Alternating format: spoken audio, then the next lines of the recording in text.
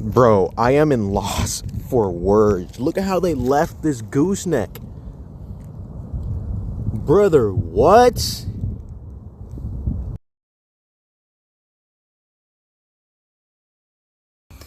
Good morning, everybody. Nate here with Nate's Driving, cleaning your certified dryer exhaust technician here in Brevard County, Florida. I am reaching out because Lewis, my certified technician, just reached out to me. He's on his first job in West Viera, which those neighborhoods are only about 2 years old, depending on what neighborhood you're in. The house that he's in is roughly 2 years old, maybe 3 at the most. And this gentleman found a dryer vent cleaner, quote unquote, on the internet. After this person's recent experience, he either knew or suspected that something might have been damaged. He initially reached out to us because the transition hose, the connector hose on the back of the machine, was slightly damaged by this individual, and he sent pictures. So what you've already seen leading up to me doing this quick commentary is, unfortunately, it looks like this service provider severely damaged and compromised this individual's gooseneck on the roof, which is pretty crazy that someone would do that. And after the gentleman just gave me the business name of this, I did a quick Google search, which led me to sunbiz.org, and come to find out this business's license is not even active, and it looks like they might have even dissolved the company, but yet they're still operating. So unfortunately, right, we hear this a lot from our customers. They hire other companies, whether they're cheaper companies or not, that just simply are not qualified and don't know what they're doing.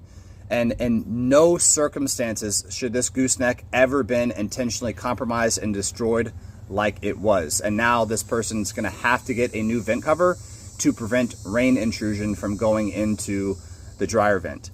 So it's super important to do your research, folks. Make sure you do your research when you're looking for someone to hire, whether it's a dryer vent or not. One other quick note. The gentleman just told me, the resident or homeowner told me that they recently moved in like the last year. They have pictures showing and proving that it wasn't like that when they moved in.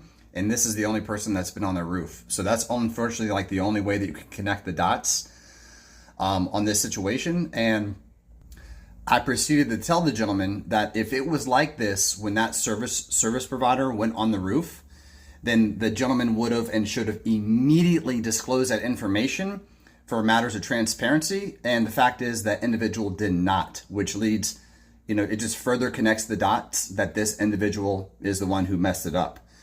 Just because, like I told the guy, we immediately reported it upon finding the issue, which is what any reasonable service provider would do when you run into a very interesting situation.